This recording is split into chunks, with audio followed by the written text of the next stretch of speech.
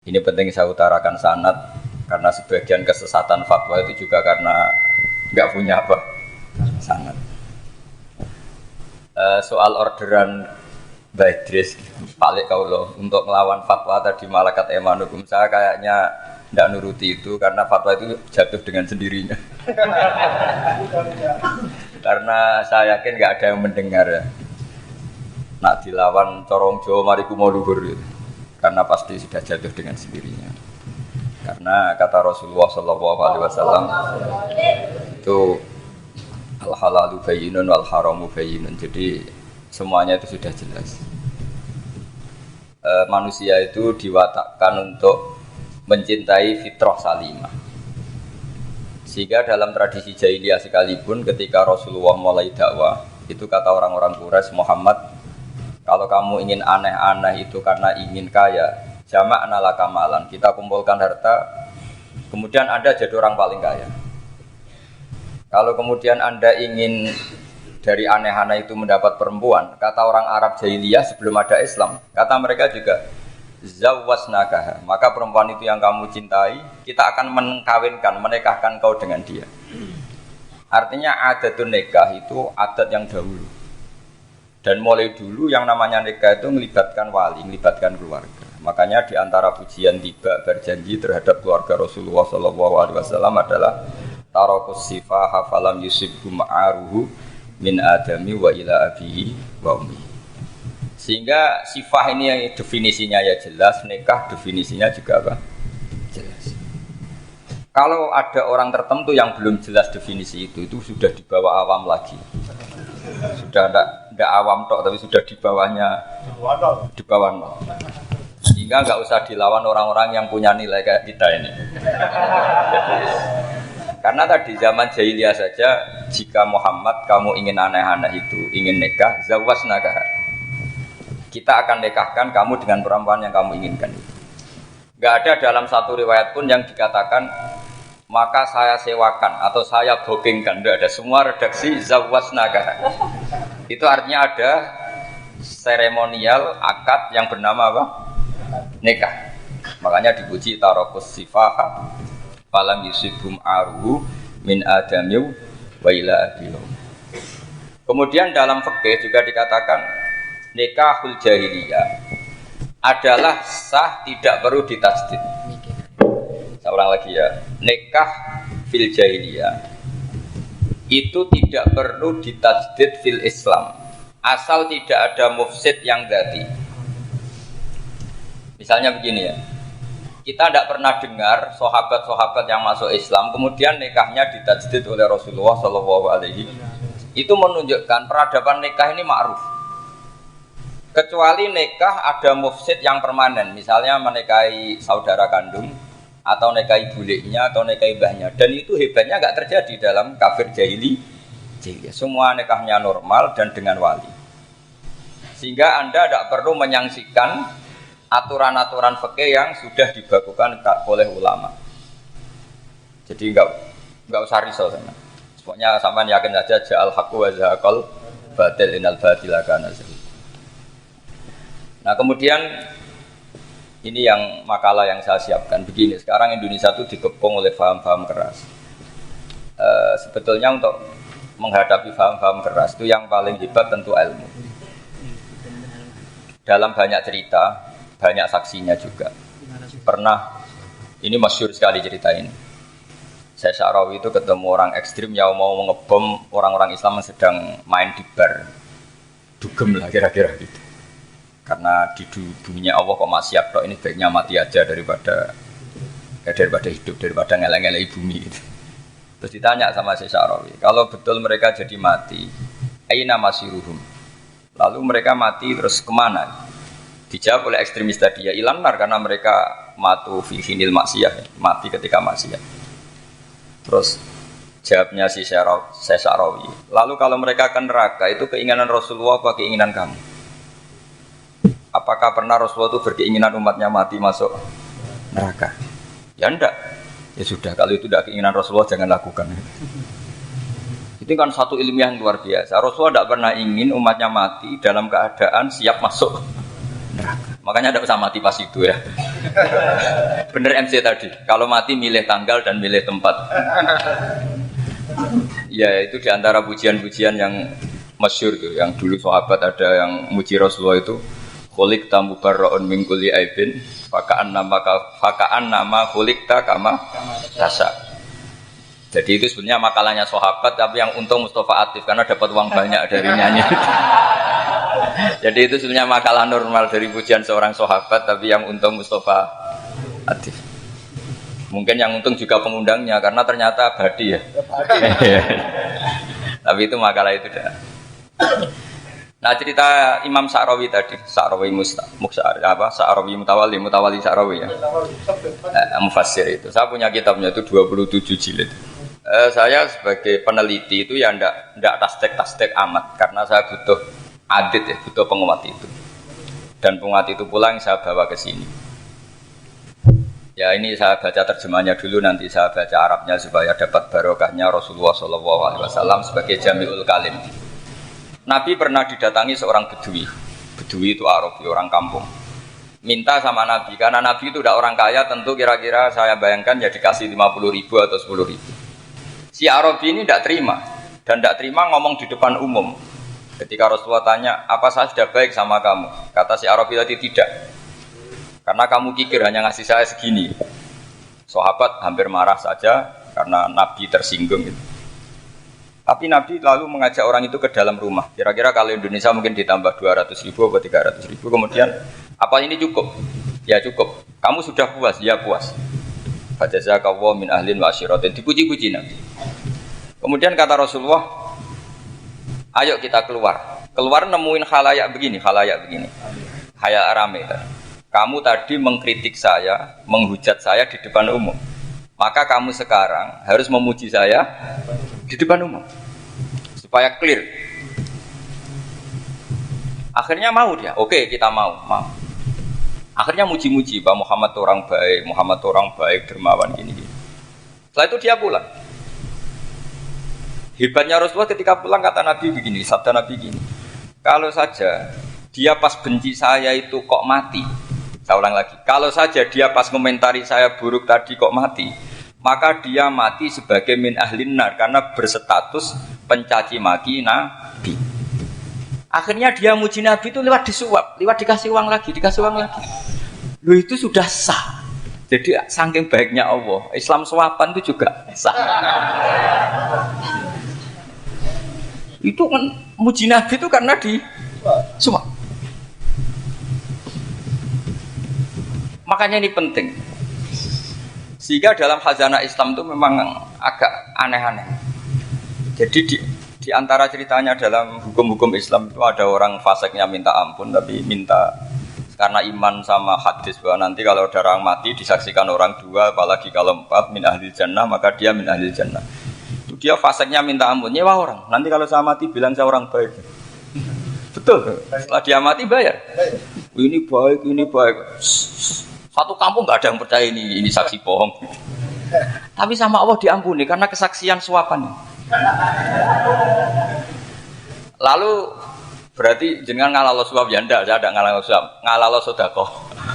Karena sekarang kalau ada caleg bayar katanya sedekah. Ya sedekah terpaksa. Ini penting saya utarakan karena apa? Allah itu menilai itu tidak sama dengan pikiran kita. Makanya kubu sebelah itu terlalu ekstrem, memaksa Allah berpikiran kayak dia. Satu karena kurang ngaji. Nomor 2 ya tadi emosinya lebih tinggi ketimbang intelektualnya. Ini penting saya utarakan. Ternyata orang yang nyuap tadi apa nilainya plus, yaitu dia iman sama dawuh Rasulullah SAW. Kalau yang namanya saksi itu penting. Cuma dia mendapat cara itu lewat suap. Tapi kan iman. Iman kalau dawuh Nabi itu benar, kalau ada saksinya pasti min ahlil jannah. Terus dia nyari saksi harus dibayar. Sekarang sama, iya 1 juta. Sekarang saya tanya di KPPS atau di mana-mana, saksi pemilu itu dibayar enggak? Dibayar sah apa enggak? Sah. Jadi kadang kebenaran itu harus dibayar. Ini penting saya utarakan karena ada orang perempuan cantik dirayu, digaji supaya main di niklab dibayar jadi orang maksiat. Lalu mungkin ada ustadz gaji dia, bayar dia supaya mondok. Nggak tahu terusannya apa, terus diwahyu apa enggak tahu saya. Pertanyaannya, ketika kamu bayar kemudian jadi santri, itu kamu dosa nyuap apa dosa sodako membiayai proses kebenaran? Sodako. Tapi kalau yang bayar untuk jadi pegawai klub, maka membiayai kemaksiatan. Maka pembiayaan ini penting secara fikih, arahnya kemana? Ke hak apa ke batil? Sehingga di Fathul Mu'in diterangkan, misalnya ada orang layak jadi pemimpin, dan kemudian rivalnya itu orang yang menyesatkan atau calon perusak bangsa. Ya, maka calon pemimpin yang soleh itu wajib berkompetisi meskipun bibadlil mal. Karena kalau yang memimpin orang fasik, kampung ini rusak. Kalau yang memimpin orang soleh, kalau nggak bayar juga nggak jadi. Maka wajib bayar. Lah yang soleh bayar ini berstatus sedekah, tapi yang batil ini berstatus suap. Kenapa demikian? Karena yang namanya riswah atau ada yang baca ruswah adalah pembayaran untuk mengehakkan barang batil dan membatilkan barang hak. Sementara pembiayaan orang soleh adalah untuk memperkuat hak. Nah orang tuh nggak tahu, yang ngajinya ndak hatam-hatam tuh taunya pokoknya ar-rosi wal murtasi benar. Tapi nggak pernah mikir lalu definisi riswah atau ruswah itu apa? Ini bukan provokasi supaya semua calon bupati, gubernur nyuap ndak. Hanya nyuruh mereka sedekah saja. Jadi kalau nggak jadi, tapi sedekah betul ya, kalau nggak jadi ya tetap ikhlas, dari awal memang sedekah. Lah soal gremeng ya bawaan manusia gitu ya. Ya nggak apa-apa, namanya tetap gremeng. Ini penting saya utarakan, makanya menurut saya itu bangga dengan Pak Hamid karena sepupu mbah saya itu karena alimnya. Meskipun banyak orang mensifati beliau wali dan memang wali betul, tapi saya tetap menstatuskan beliau orang alim yang dari kelaziman alim itu beliau wali. Jangan dibalik, wali dulu baru alim. Karena dalam beliau orang lasem dan kaidah di lasem itu fakullu alimin waliwah walaysa kullu walilah aliman. Jadi kalau kaidah di daerah Jawa Tengah itu semua orang alim pasti wali, tapi kalau wali tidak mesti alim. Sehingga kalau menstatuskan alim itu keren. Kalau di Jawa Tengah status alim itu keren. Dan soal keramat yang kaitannya dengan Mbah Mun itu masyhur itu dulu ketika Mbah Hamid santai-santai sama Pak Taifur sama keluarga.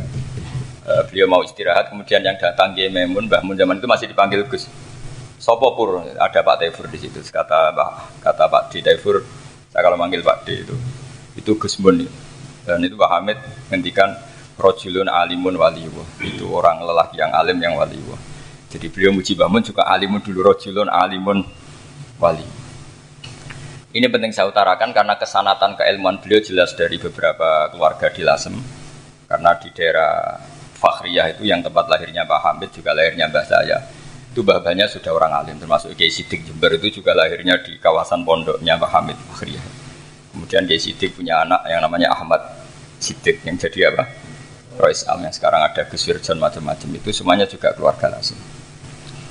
Nah saya cerita keluarga ini penting bukan karena tafakhur atau tabai, bukan, karena Allah itu membuat satu tradisi besar memang lewat dzurriyyah.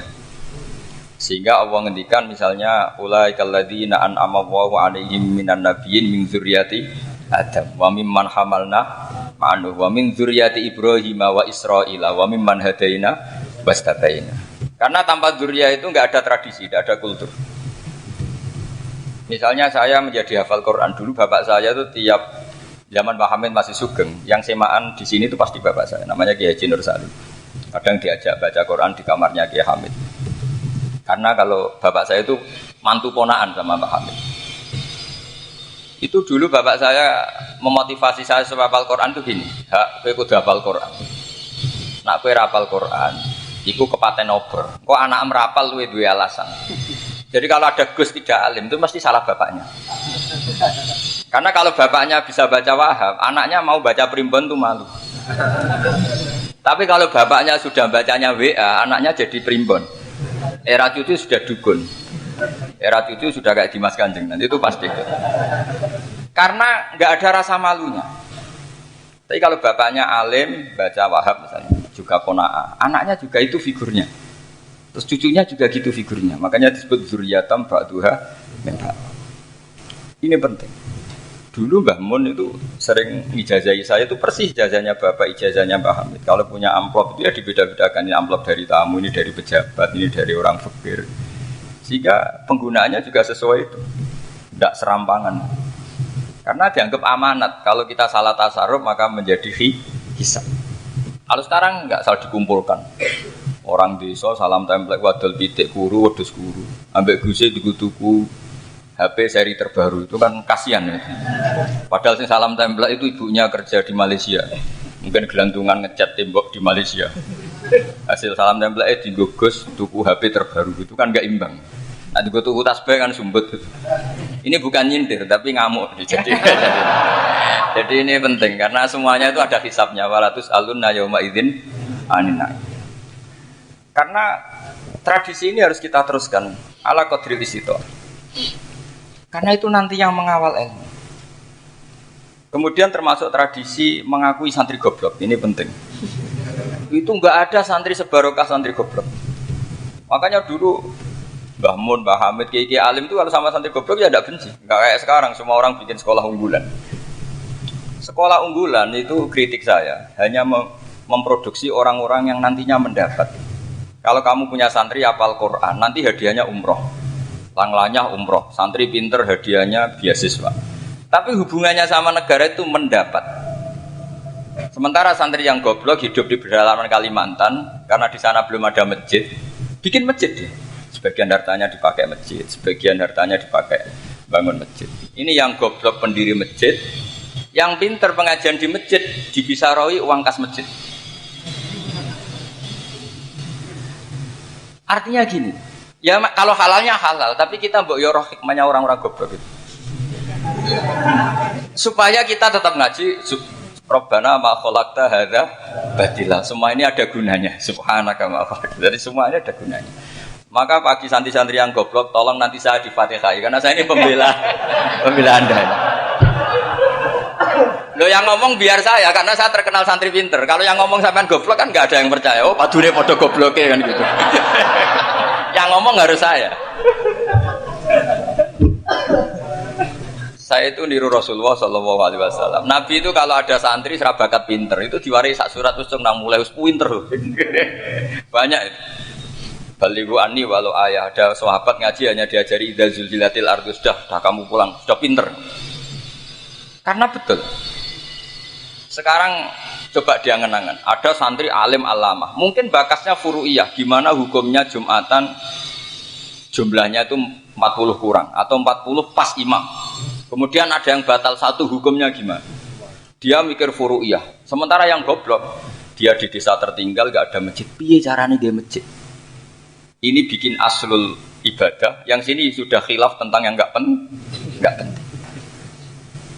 Jadi orang goblok kadang lebih keren.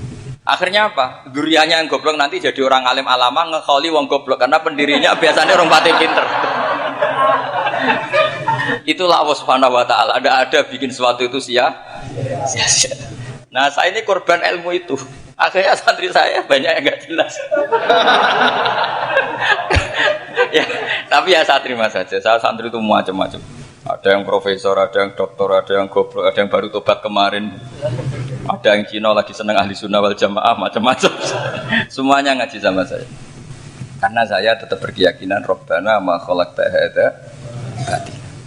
Ini penting saya utarakan karena khazanah kita ini jangan digerus oleh orang yang tidak bertanggung jawab. Pernah ada di hadis Muslim ini cerita di Sahih Muslim. Ada seseorang sedang sujud kemudian diinjek oleh orang fasik. Saya ulang lagi, diinjek. Rokobahnya yang diinjek itu rokobahnya. Lehernya itu diinjek sama orang fasik. Kemudian si yang sujud tadi bersumpah wallahi la yaghfiru wallahu lak. Demi Allah, Allah tidak akan mengampuni kamu. Itu Allah kemudian mewahyukan sama Nabi di zamannya. Wahyunya adalah man dalladzi yata'alla alayya alla aghfira li fulan. Laqad ghafartu dzunuba wa ahbattu amalan. Siapa yang mencantut namaku dengan menstatuskan saya tidak bisa memberi maaf. Sungguh orang itu saya maafkan dan yang ahli ibadah amalnya tak cabut semua, tak hapus semua. Karena Allah tuh nggak boleh distatuskan sesuai keinginan kita.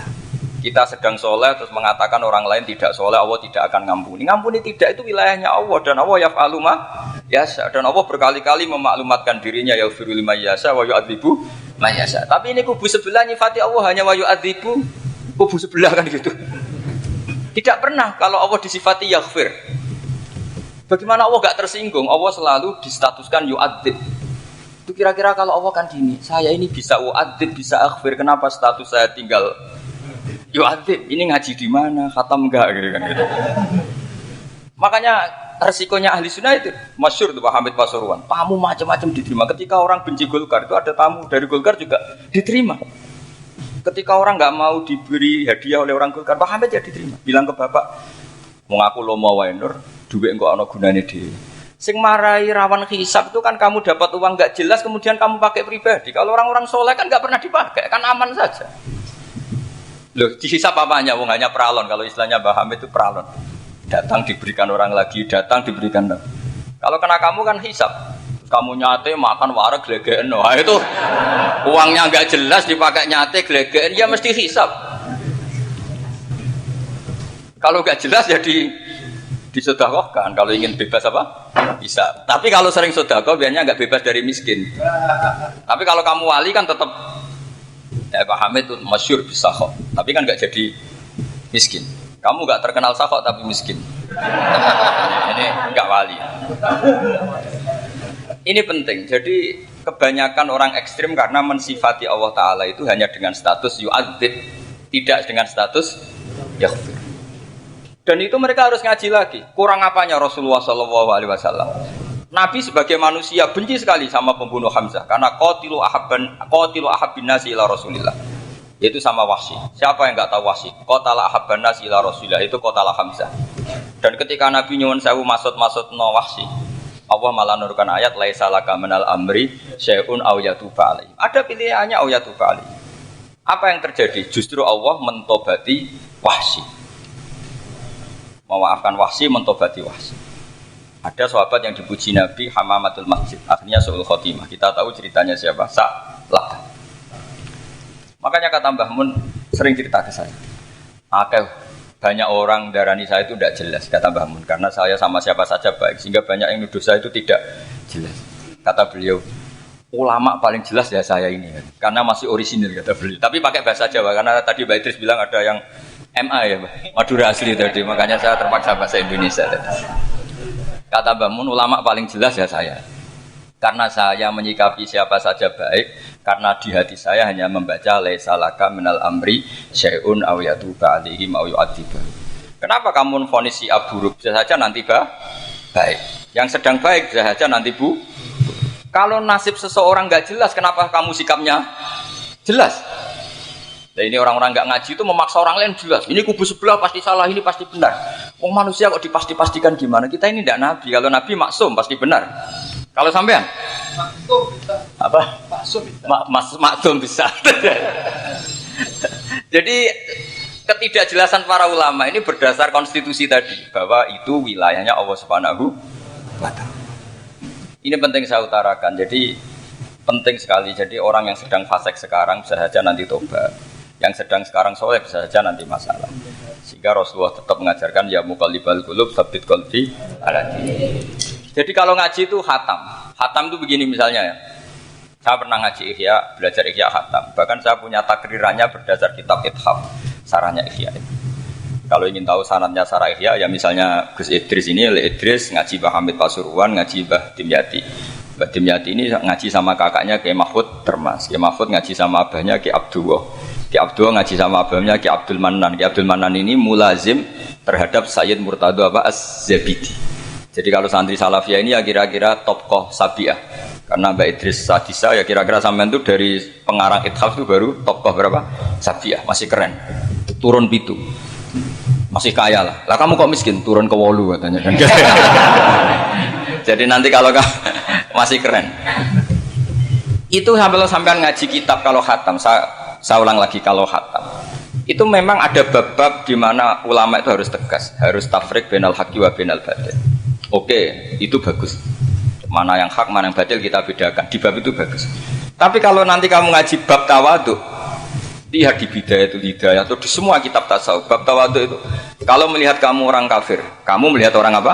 kafir. Ini aso ma'akufri, ini maksiat wajar dia kafir. Saya ini muslim kok maksiat. Fadam bi akbah, maka dosa saya lebih buruk. Melihat orang tua, mesti ada aksaru ibadatan. Ini lebih tua, mesti ibadahnya lebih banyak. Nanti kalau melihat anak kecil, ada ashoru min nisinnan, pasti maksiatnya banyak saya.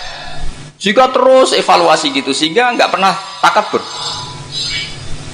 Misalnya di sini, saya ini kan gayanya keren, duduk di atas sampai di bawah. Gayanya tok, hakikatnya sampai lebih sombong karena memerintahkan saya. Jadi panitianya itu, makanya saya merasa tawadhu saja meskipun berdiri. Karena hakikat saya ini makmur, diperintah. Panitia ini, penyelenggara ini amir, pemerintah. Kira-kira sombong mana? Itu sekali saya tidak memaafkan, finnar itu.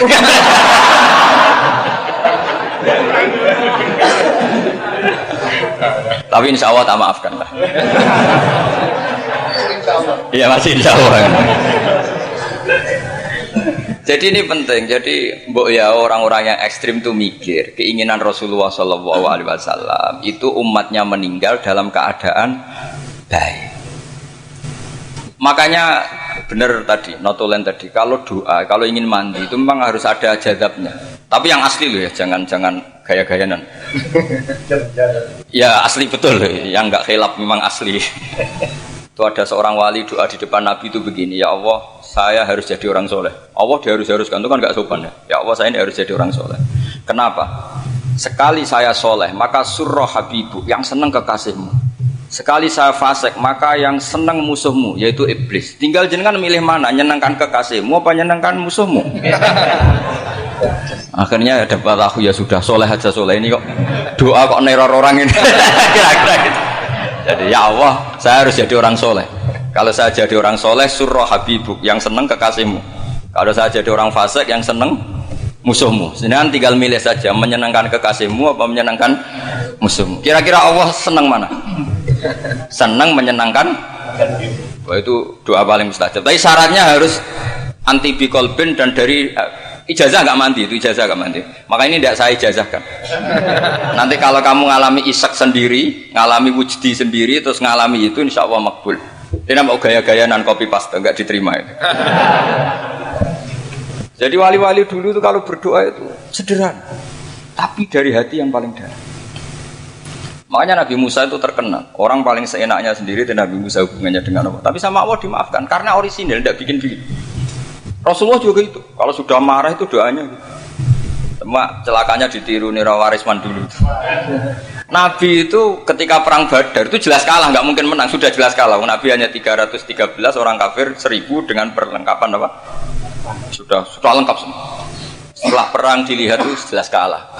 Seri awal yang memang kalah betul. Doanya Nabi apa? Allahumma intuhlik hadil isobah lam tu'bad badal ya. Ampun Gusti, silahkan bikin kalah. Tapi ra ono sing roh najenan pangeran. Pun lahiran jenengan dadi pangeran, ora ono sing roh. Enggak ada ibadah. Intuhlik hadil isobah lam tu'bad badal ya. Kalau engkau menghancurkan kelompok saya ini, jenengan sebagai Tuhan tidak ada yang nyembah lagi. Karena yang nyembah tinggal kelompok kita. Tapi yang ngendikan Nabi, kalau kamu niru tidak bisa. Gak bisa kamu doa, ya Allah saya ini santri salafiyah. Kalau saya bodoh menjadi presiden buruk terhadap alumni salafiyah. Gak apa-apa sekali-kali doa gitu. Tapi kata Allah lainnya masih banyak.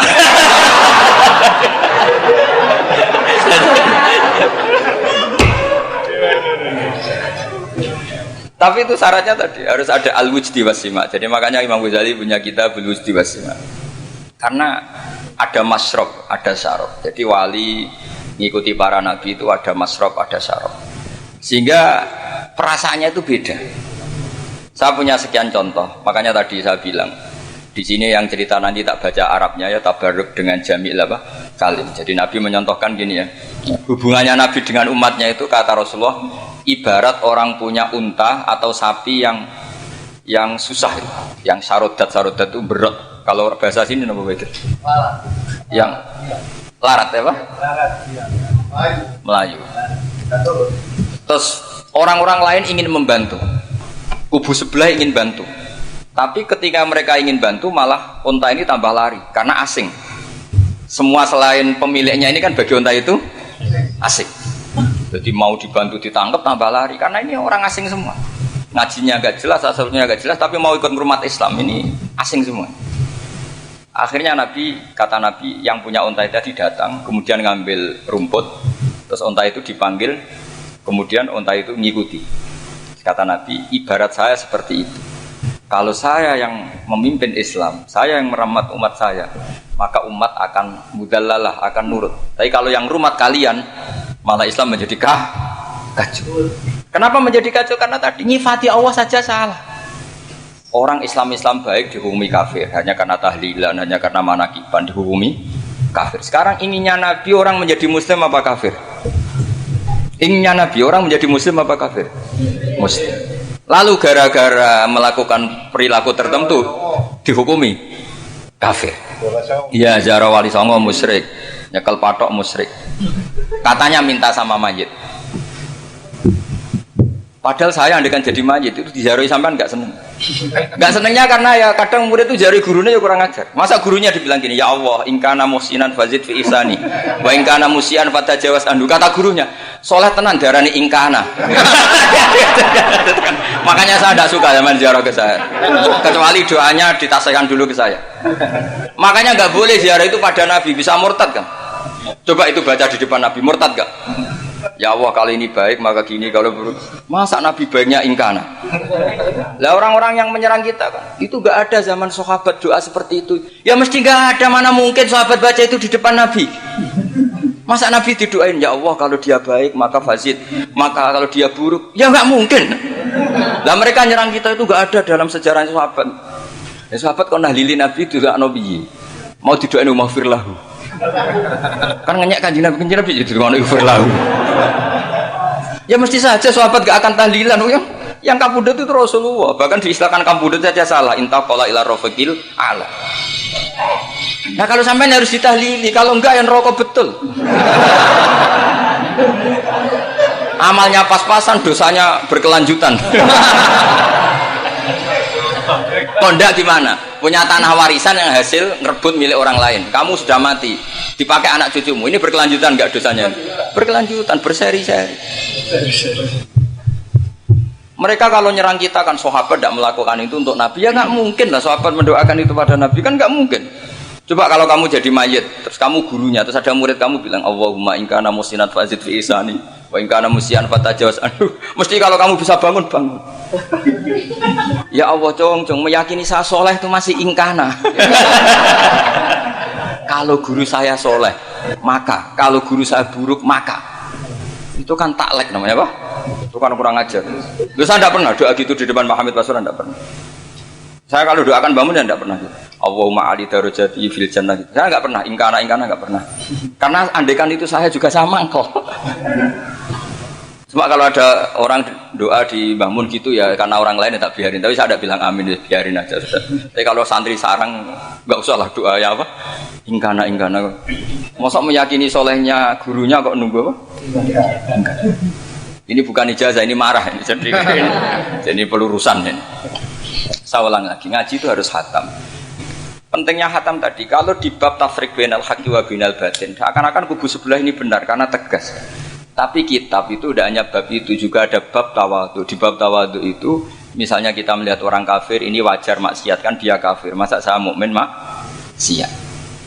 Dan ini kafir bisa saja nanti husnul khotimah, saya muslim bisa saja su'ul khotimah. Jika tetap tawadhu, melihat yang lebih sepuh ini aksaru ibadatan minni, melihat yang kecil asghar berarti aqallu maksiatan minni, sehingga melihatnya itu tawadhu. Jadi kalau di bab tawadhu semuanya orang itu mungkin. Nah di sini Rasulullah SAW mengajarkan, ketika malaikat Jabal bilang, Muhammad orang yang mendustakan kamu saya tungkepi gunung biar mati semua. Kata Rasulullah, saya berharap keluar dari tubuh mereka min aslabihim, dari keturunan mereka orang-orang sing mukmin. Sudah karuan kafir saja Nabi tidak berhenti berharap. Jangan-jangan nanti keturunannya mukmin, dan itu betul. Kita tahu Abu Lahab punya anak Darrah itu mukminah. Abu Jahal punya anak Ikrimah juga mukmin. Dulu Walid bin Mughirah musuh besarnya Rasulullah punya anak Khalid bin Walid. Sekarang orang-orang yang abangan enggak hafal Quran, kadang anaknya hafal Quran. Lewat program PTPG, kadang yang hafal Quran malah anaknya enggak hafal. Makanya kalau pas wisuda sampai bingung. Gurunya itu sampai nangis. Kenapa nangis? Ini anaknya orang nggak hafal Quran tapi sudah hafal. Saya gurunya nggak hafal kata. Lah kenapa bisa jadi hafid? Karena guru sewaan kata. Itu banyak sekali. Ini penting saya utarakan supaya ekstremitas itu berkurang. Logika-logika yang dibangun ulama itu ngikuti riwayat. Agama itu ngikuti riwayat, bukan sekedar akal. Saya punya contoh ketika kitab Ihya menutup kitabnya, yaitu Imam Ghazali. Itu ada dua orang. Ini di akhir kitab Rojak dan dipakai nutup kitab Ihya sebagai rojaknya Imam Ghazali. Ada dua orang min ahli nar dipanggil sama Allah. Ini sekaligus ijazah. Kali ini ijazah betul. Yang dipanggil ke surga itu masih muqayyad dan biangkalil jahim, masih muqayyad, masih dibelenggu sama atribut neraka. Terus sama Allah ditanya, "Piye jong kabarin rokok?" Wah, syarra makanan Gusti mun rokok jenengan takokno sekarang ra enak. Terus kata Allah, ya sudah kamu kembali ke sana karena kamu memang orang fasik. Itu lari, semangat mau ke neraka. Ini ijazah. Semangat disuruh kembali ke neraka itu semangat lari. Allah tanya, "Loh, Jong, kenapa kamu semangat?" Ya Allah, saya ini sudah kapok. Dulu ketika di dunia kamu perintah, engkau perintah, saya tidak semangat. Maka kali ini jenengan perintah, saya semangat. Karena saya sudah kapok. Setiap engkau perintah, saya ada lari semangat ke neraka. Nah, barokahnya semangat masuk neraka ini, kata Allah, ya sudah kamu di surga saja. Maka ijazah, nanti kalau ada pengumuman, silahkan masuk neraka. Kamu harus lari sekencang-kencang. Karena itu perintah Allah, apa? Yang ketika kita di dunia, kalau diperintah males-malesan. Kalau kamu diperintah sholat subuh jamaah kan males-malesan. Dan itu menjadi kita masuk neraka. Sebagai kafarah itu ya Allah, karena ini perintah engkau, saya tidak males-malesan lagi. Wis ngebalikin rokok, lari semangat. Allah akhirnya haru, dimaafkan. Panggil lagi, sudah di surga saja. Barokahnya semangat masuk neraka. Nah ini ijazah ini. Ya diterima ya. Kok enggak semangat terima ya. Yang kedua enggak. Sudah kamu kembali ke neraka, pelengahan gitu. Enggak semangat. Allah dilihat enggak semangat. Kenapa kamu toleh-toleh ya Allah? Saya tidak pernah ngira ketika engkau manggil saya ke surga, kemudian engkau kembalikan lagi ke neraka. Ya sudah di surga saja. Barokahnya husnudzon. Jadi ini ijazah, kamu milih dua itu, milih yang mana terserah. Artinya apa? Logika kamu itu tidak mesti masuk apa yang dilakukan oleh Allah Subhanahu wa Ta'ala. Itu logika kamu kan tidak masuk, tapi Allah yaf'alu ma yasha. Ini penting saya utarakan. Nah, tapi orang-orang ekstrim itu maunya nyifati Allah dengan status yu'adzib, yantakim, jabbar, qahar. Sifatnya Allah Ta'ala itu 99. Kenapa apa kamu hanya satu? Jadi tetap saja menghadapi fenomena seperti ini tetap laisa laka minal amri syai'un aw yatuba alaihim aw yu'adzib. Sehingga setahu saya Mbah Mun, Mbah Hamid Pasuruan, guru-guru kita, habaib yang alim-alim itu melihat tamu macam-macam ya dilayani semua. Karena ini ngadepi fenomena sosial yang semuanya tidak jelas. Kalau nggak jelas apa? Ya kita bisanya berharap karena afdalul ibadah itu intidharul farad. Kalau belum Islam sekarang kita harapkan nanti. Kalau bapaknya enggak kita harapkan anaknya. Kalau anaknya belum kita harapkan cucunya. Karena agama ini limangka nayarjuwa hawal yaumal akhir. Agama ini bagi yang terus berpengharapan, bukan bagi yang putus asa. Ini yang penting saya utarakan. Jadi apalagi Allah sudah punya rencana tadi, yang goblok-goblok di pedalaman Dayak bikin masjid. Yang pinter-pinter ramen lomba untuk sangu, untuk umroh. Kira-kira memberi sama mendapat pahalanya keren mana? Memberi. Tapi tidak usah jadi goblok. Goblok tidak usah direncanakan, sudah terjadi. Jadi makanya saya bela karena sudah terjadi gitu. Tapi tidak usah direncanakan. Nanti terus wah goblok aja cara Gus Bak gak apa-apa ndak. Sudah kadung ini cuma kita itu iman ya. Jadi karena yang pinter itu yang jumlahnya tidak banyak. Ini kita bully saja. Karena kamu bully pun tetap mulia kan orang pinter ini. Tapi kalau orang goblok gak dibela habis dia. Yang pinter buat dikritik kayak apa kan tetap mulia kan. Lah yang muji sudah banyak saya ngeritik saja lah. Ini tidak akan jatuh. Tapi yang goblok ini kan gak ada yang bela. Saya sebagai umatnya Rasulullah, pecinta umat Rasulullah tak bela, tenang saja. Ada hikmahnya apa? Hikmahnya orang goblok. Betul loh, saya itu sering ketemu dokter, ketemu profesor tuh nangis. Tak tanya kenapa nangis. Bapak saya itu petani, saya di Jogja sampai jadi dekan, jadi rektor. Tapi saya sekarang rektor, anak saya sekedar SMP naik itu sudah senang. nggak dengar kabar ketangkep BNN sudah senang.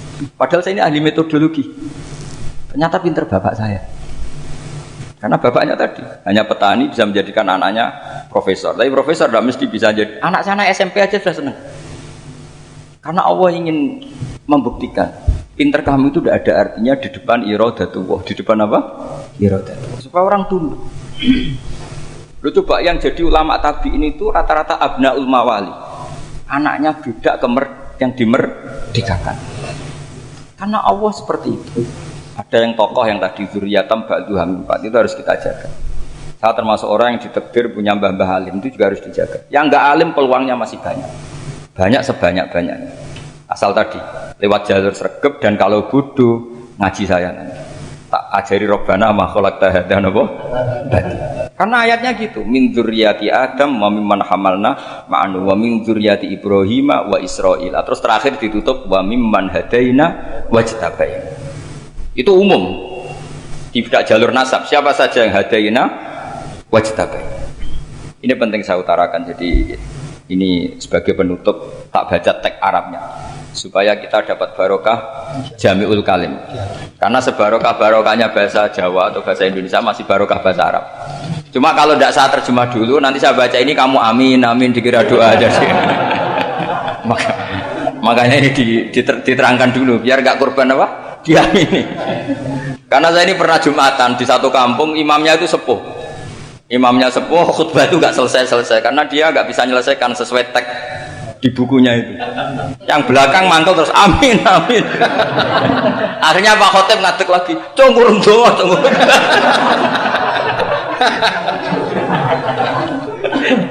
Ya ini masih teks Arab, tapi yang belakang sudah apa? Amin, amin. Ya saya baca. Disimak. Bismillahirrahmanirrahim. Waruya anak Arabian ja'ahu yatlubu min husai'an fa'atab. Sumaqala ahsantu ilaika. Dikasih sesuatu ya tadi saya contohkan misalnya dikasih hanya 10.000. Qala al-Arabiyullah wala ajmalta, kamu ya belum berbuat baik. Faghadibal muslimun wa qamu ilaihi. Orang-orang Islam marah besar karena Nabi dikomentari la ajmalta, kamu tidak orang baik. Fa asyara ilaihim an kuffu. Kata Nabi jangan kamu pukulin. Kalau di Madura sudah tuntas tuh kena celurit itu kalau. Sumakomak kalau di MA tadi ya, di Madura asli tadi ya. Sudah tuntas. Sumakoma wa dakhala manzilahu. Setelah itu terus arsala ilahi sallallahu alaihi wasallam wa zadahu syai'an. Kemudian Nabi menyuruh dia, ayo masuk rumah terus ditambahi. Faqala ahsantu ilaika qala na'am fajazakallahu min ahlin wa asyiratin khairan.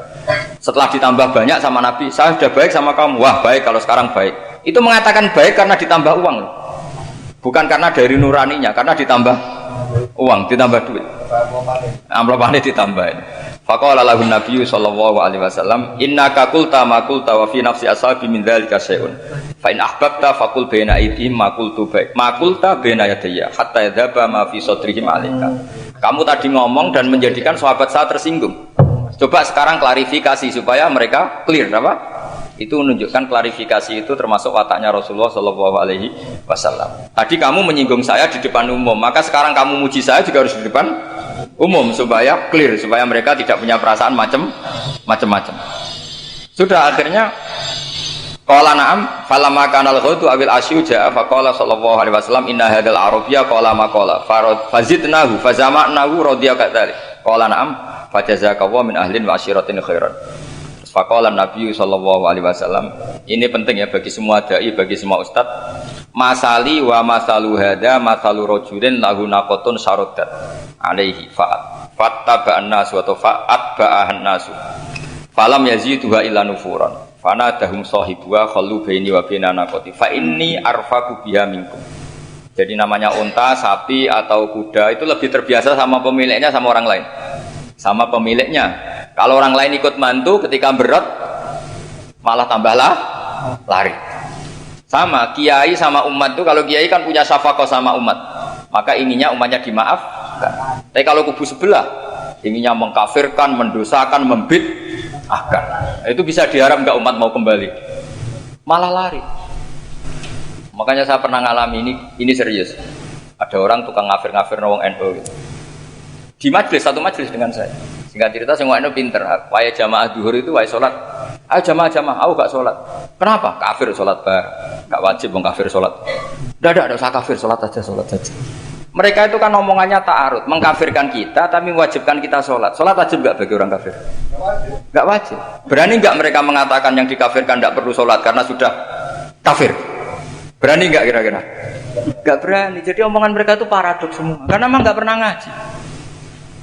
Gak pernah apa? Gak pernah ngaji. Ngajinya betul-betul. Gak pernah khatam tadi.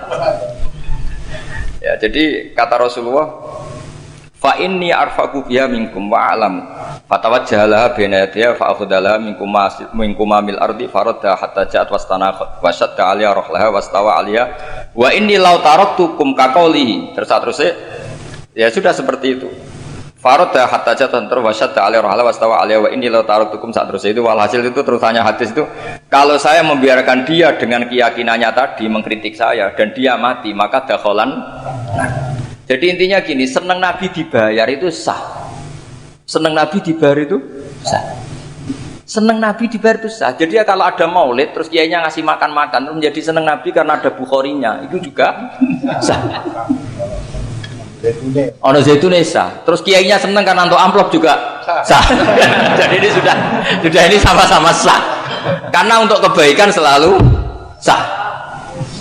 Makanya mungkin di sini ya habis dua kajian di sini mesti ada sarapannya pertama. Iya. Kopi dan sarapan ngaji pagi. Jadi orang datang ingin sarapan tidak apa-apa. Tidak apa-apa sah itu. Sah. Sayyid Muhammad juga gitu kalau ada orang ngaji dikasih uang juga sah.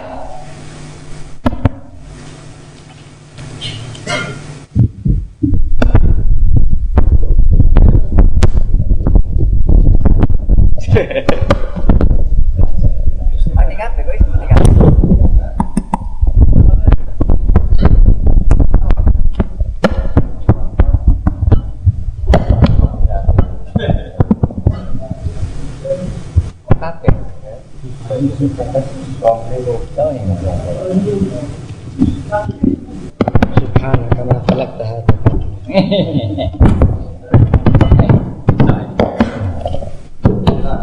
Ya,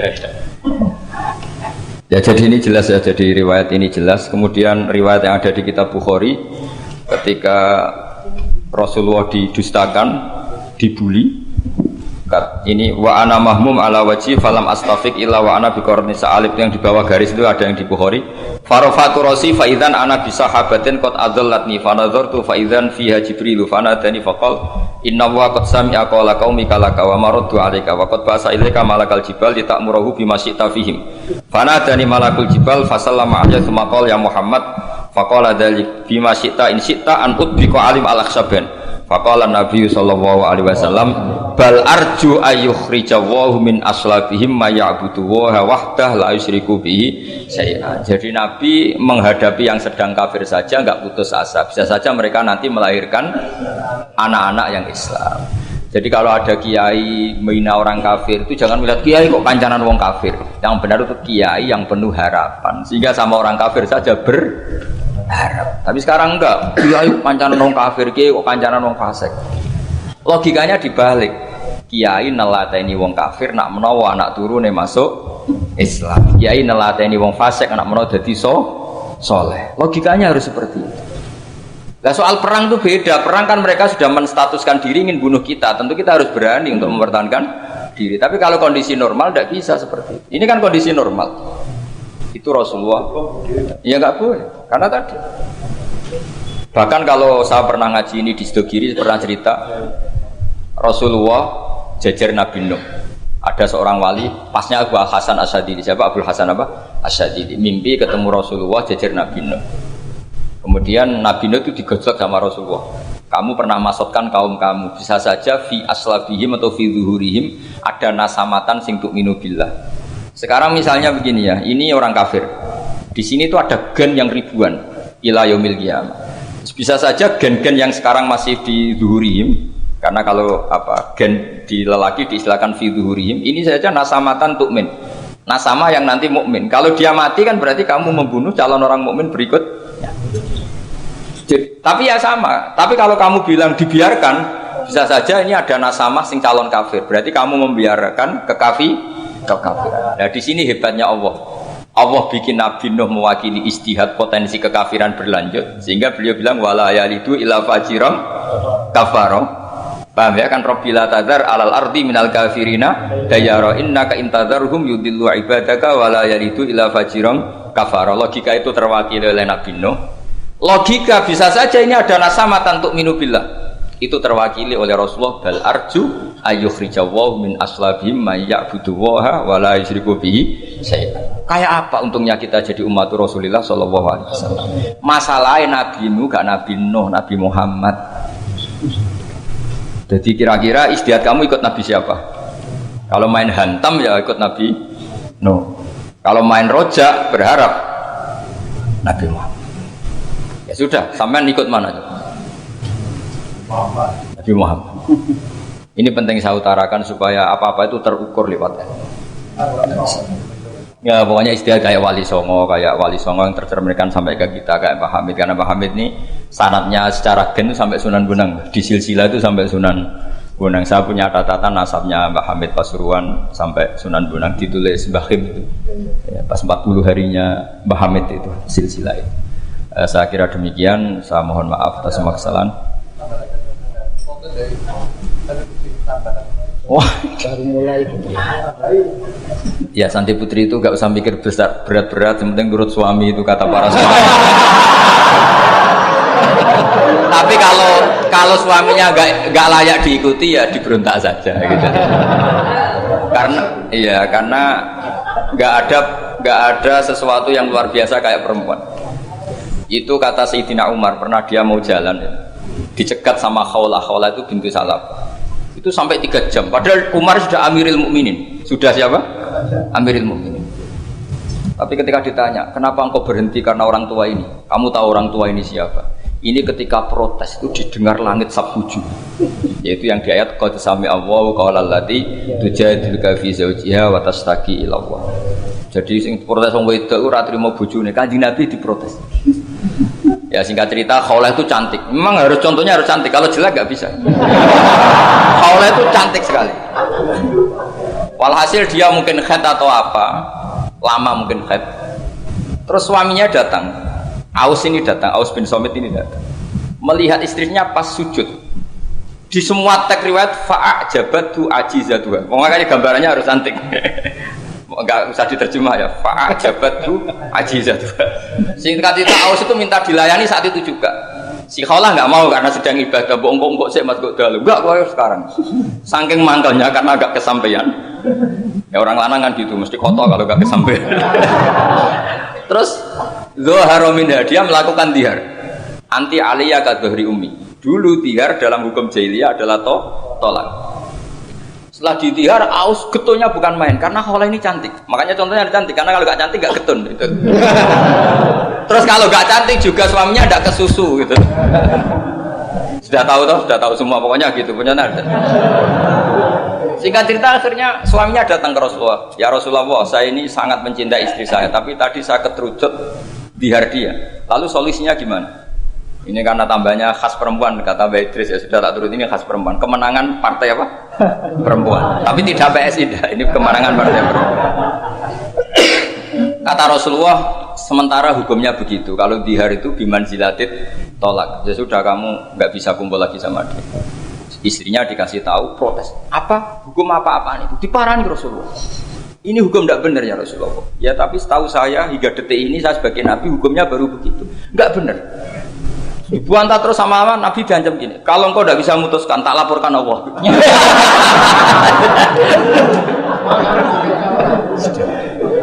Akhirnya ini pulang betul. Pulang sujud, sholat, lapor sama Allah. Dan ketika lapor sama Allah, ya Allah ini tidak fair.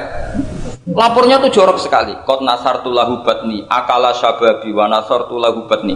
Akala syababi, muda saya sudah dihabiskan sama suami saya. Wa nasartu lahu batni, tidak usah diterjemah.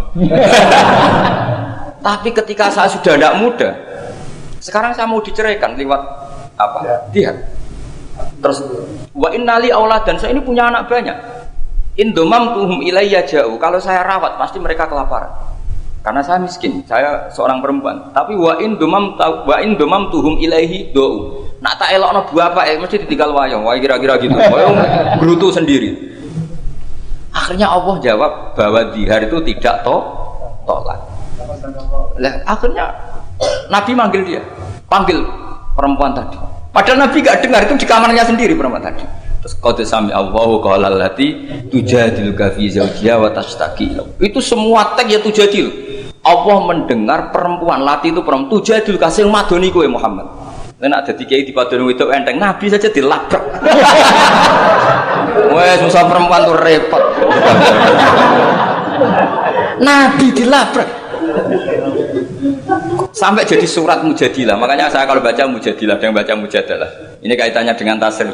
Jadalah yujadilu mujadalatan. Karena sekali nggak bisa tasrif nggak sah jadi mufassir.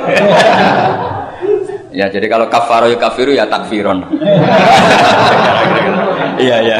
Kira-kira kan gitu. Fa'ala yufa'ilu ya tafilan. Jadalah yujadilu mujadalatan. Jadi kalau mujadalatan itu masdar, karena ini subjek pelaku mujadilah, jadi boleh mujadalah bisigotil masdar, boleh mujadilah dengan sigot isim fa'il. Karena wanita pembantah Nabi itu didengar oleh Allah. Makanya ayasma'uha Rabbul Izzah min fawqi sab'i samawat wa lam yasma'ha Umar. Allah saja mendengar dari langit 7, masa Umar gak mau mendengar? Jadi makanya kalau Umar macam-macam orang nyewa khaulah, kamu yang ngomong. Kira-kira dengan Assalamualaikum warahmatullahi wabarakatuh.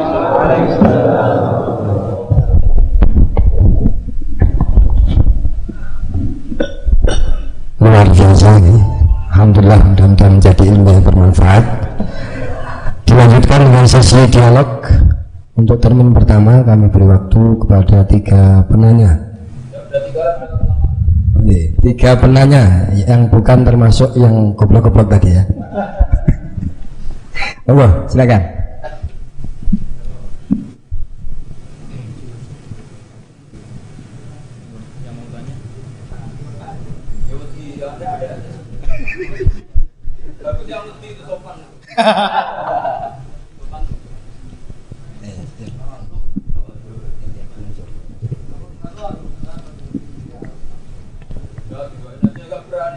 Monggo maju yang hendak bertanya, monggo. Silakan. Ada?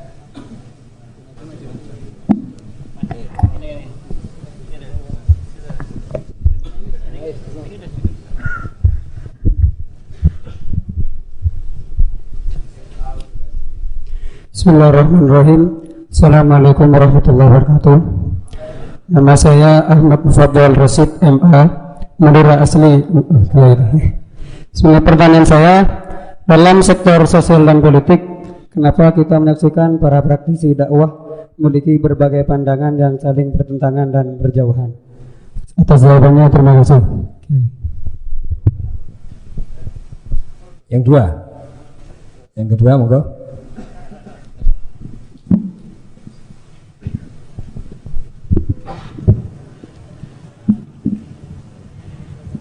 Bismillahirrahmanirrahim. Assalamualaikum warahmatullahi wabarakatuh.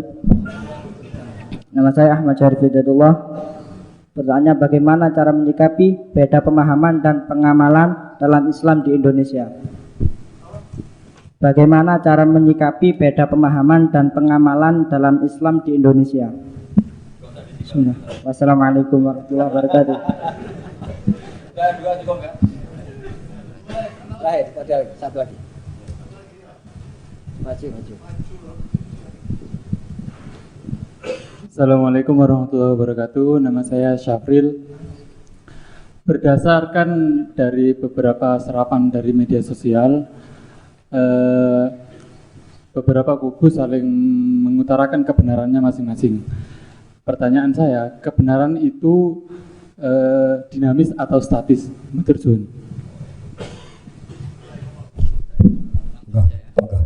Kan setelah jawab terus selesai, jadi langsung menang. Seperti yang saya utarakan berkali-kali, ngaji itu memang harus khatam. Sebetulnya itu gampang sekali. Tadi pertanyaan pertama gimana? Perbedaan. Kenapa dalam dakwah banyak pertentangan? Tidak perbedaan saya bacanya. Kamu baca pertentangan, saya baca perbedaan. Jadi dalam fiqh dakwah itu kan ada fiqhul ahkam, fiqh dakwah. Sebetulnya itu gampang sekali kalau kita insaf. Berteman orang fasik hukumnya gimana? Hukumnya ya haram, diajak ke bar, nyari lonte, nyari WTS, ya haram. Tapi kalau dibalik, dakwah orang fasik hukumnya gimana? Ya baik. Bisa dakwah kalau berteman. Tapi bertemannya kemana ya? Jangan pas ke sana. Artinya gini, kalau ada ulama bilang nggak apa-apa berteman sama orang fasik, berteman yang proses dakwah. Haram berkawan orang fasik pas acara di bar. Itu bukan pertentangan, perbedaan. Saya berkali-kali bilang di pondok mana saja karena tag itu mudawwan dan musalsal. Di kitab Khilyatul Auliya itu kitab kesayangan Imam Ghazali. Beliau sampai alim gitu termasuk barokahnya kitab Khilyatul Auliya wa Tabaqatul Asfiya karangannya Abu Nu'aim Al-Asfihani. Itu yang meriwayatkan itu diantaranya siapa? Meriwayatkan dawuhnya Sufyan bin Uyainah, gurunya Imam Syafi'i. Itu beliau cerita, Nabi Yahya tanya, kampung sini orang baik itu siapa saja? Kalau Nabi Isa tanya, kampung sini yang paling fasik siapa? Akhirnya Nabi Yahya tanya ke Isa, kenapa kamu selalu tanya orang fasik di mana? Saya ini Nabi, biman zilati tabib. Nabi itu adalah dokter, udawil mardo, di mana-mana dokter nyari yang sakit. Sehingga khazanah kita di kiai-kiai pesantren NU banyak kiai yang kereng, tegas dia monggo. Ada kiai yang ngancani wong fasik-fasik dia monggo. Yang repot nggak ngancani, memang bagian dari fasik. Dan keliru itu yang itu gitu. Yang bagian itu. Kalau ngancani berapa ya orang preman yang ditobatkan para kiai-kiai yang jalur tadi banyak. Jadi ini harus dilihat. Makanya itu ada fiqhud dakwah. Ketika Rasulullah menstigmasi orang munafik itu orang yang buruk. Semua riwayat mengatakan Nabi tetap berbuat baik sama mereka. Ketika ditanya, kenapa engkau selalu baik sama Abdullah bin Ubay bin Salul? Karena kata Nabi, saya menghormati keluarganya. Itu gara-gara Nabi mau datang menyolati Abdullah bin Ubay bin Salul. Itu keluarganya menjadi Islam kila itu ribuan. Karena betapa baiknya Rasulullah jenenge Muhammad. Orang seburuk itu masih beliau datang. Nah ketika beliau datang, ini konteksnya apa coba? Konteksnya kan farqu bainal haqqi wa bainal batil jelas enggak beliau datang di rumahnya orang fasik. Kompaknya adalah konteksnya ya ta'allafuhum supaya mereka merasanya nyaman. Nah yang merasa nyaman ini nanti jalurnya fiqhud dakwah. Makanya ada fiqhud dakwah, ada fiqhul ahkam. Ya gampang saja caranya tadi, milah-milah tadi. Ada orang fasik, saya berkali-kali fatwa di mana-mana. Ada orang mati karena oplosan misalnya. Kiai-kiai itu sebaiknya harus separuh datang, separuh enggak. Kalau semuanya datang nanti dikira matinya kayak matinya wali, karena semua kiai datang. Tapi kalau kiai ini tidak datang, kadang seorang yang mati oplosan itu ibunya mukminah, solihah, kadang ikut jamaah majelis taklim, bapaknya juga soleh, keluarga besarnya soleh. Kalau tidak datang, lalu kita tidak menghormati keluarganya. Akhirnya kiai-kiai dicapelek. Terus yang ngurus jenazah orang fasik juga. Akhirnya didusi beara, terus diadep nongetan. Nah, ketika mereka punya cara sendiri, didusi pakai arak, diadep nongetan, yang disalahkan Allah juga kita. Gara-gara kita tidak datang, nggak terlaksana syariat Islam. Nah, yang datang ini bukan bela-belain orang fasik, bela-bela ini terselanggarnya syariat Islam, yaitu mayat diperlakukan secara Islam. Meskipun akhirnya datang di matinya orang pakai oplosan. Makanya ada fiqhul dakwah, ada fiqhul ahkam. Dan pertanyaannya sama, kalau semua temanya sama. Yang kedua gimana? Itu kan sama semua siapa? Cara menyikapi beda pemahaman. Nah iya, beda pemahaman tadi.